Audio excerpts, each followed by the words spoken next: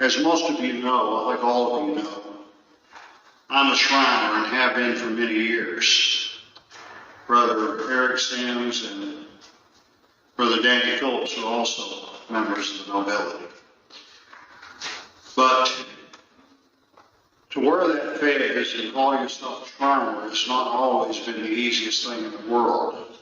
The first group called the Ancient Arabic Order of Nobles of the Mystic Shrine, now known as Shrine International, was founded in 1872 with the charter of Amexem Temple in New York City. It was founded by a physician, Dr. Walter Fleming. In 1893, a lot of conflicting stories about how this happened, but the legend is that there was an African-American Mason named John G. Jones. He and 12 others were initiated into the Mystic Shrine by Rofelt Pasha, an Arab who was visiting the World's Fair in Chicago. There's a lot of problems with that story. And even during the time that Noble Drew Ali was 7 years old, there was one that was called the Moorish Temple in Chicago. And I'm going to read the quick little article because I've had these clippings, but I didn't know exactly what I was going to do with them. And then it kept pressing in front of me because Grand Sheik, on one of his videos, he showed this image of the Moorish Palace. And as far as the World's Fair, that's where the Shriner just said that John G. Jones went and received his charter, which was from a Pasha. But John G. Jones kept himself Jones, and they both was calling each other white and black as colors. So I don't think they really had the adept teachings, man. I don't know if they went to a Moorish temple or not. But I know Ali instituted this shrine. I think they was just playing Moors. They was just playing Moors. World's Fair notes. A triangular space of the Moorish palace is enclosed with mirrors in such a way that a person standing in the center finds himself reflected some 500 times, and 10 or 12 persons give an appearance of a small army. A concession has been granted to Mr. Stepani to erect a Moorish palace at the World's Fair. One of the many attractions which he proposes to exhibit in the palace is 1 million in gold coin in one pile. He believes that this will be a great drawing card and that nearly every visitor will want to see it. Of course, great precautions will be taken for the safety of such great treasure. It will be in a strong cage, and Mr. Stepani says, just under the gold will be constructed a fire and burglar-proof vault. To the doors of this vault will be connected electric wires. In the event of an attempt to rob the palace, my guards will press an electric button. The entire pile will fall into the vaults and the door will spring shut.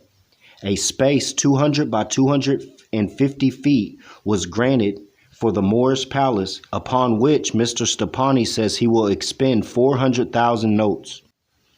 It is best to set aside a certain sum to spend on the plaisance, for there are so many attractions and so many pretty things displayed at the booths that the temptations to spend money is very great.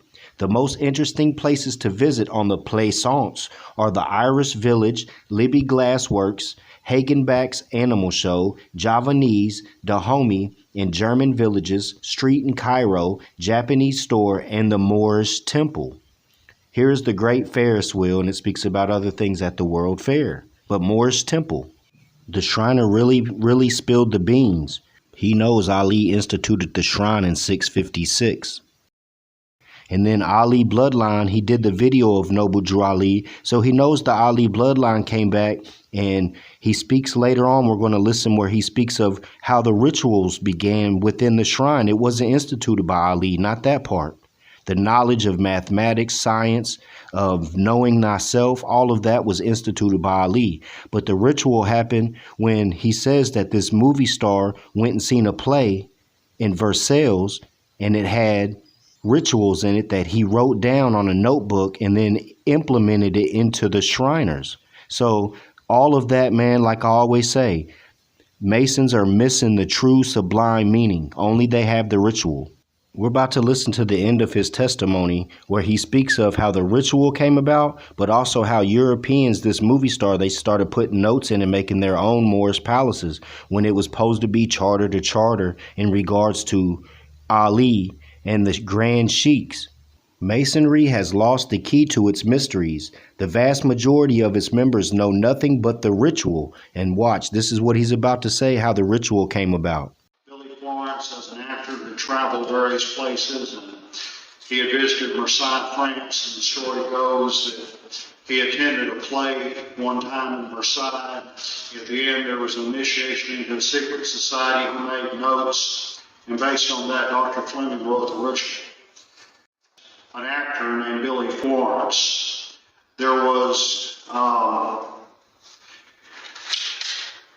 in those years after the Civil War, there was craze going around about the number 13. A place called Knickerbocker Cottage in New York. It was a restaurant. A group of men would meet for lunch every day. And there had to be 13 of them. If there was 12, they had to call it off. If there was 14, one person had to leave. And they sat down for lunch at exactly 12:13 each day.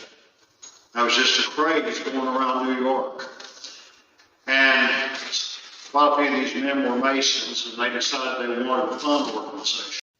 So yeah, as this Shriner says, Florence, who was an actor, he wrote down the rituals in a play in Versailles. And then, they started putting money into these extravagant Moorish palaces, which they lost the true key of what the Moorish Temple was for, though. It was to give out the information, the keys that was released by Allah from India, Egypt, etc., as it says in the Quran. Noble Drew Ali came back to straighten all that up. Even the Shriner, like he said, 2 or more Europeans do something, they're going to mess it up or tear it up.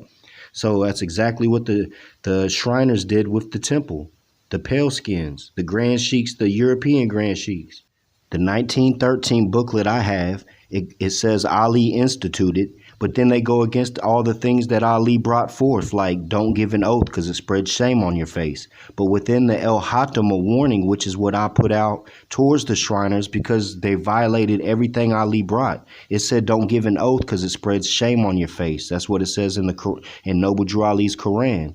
But within the same institution that his bloodline instituted, they're giving oaths, but they have an ELHOTAMAWARNING, and this is what they're going to get. Now, in regards to John G. Jones, his claim of the path he took is correct, right? He said he went to the World's Fair, received a charter. We know that the Moorish Temple was at the World's Fair.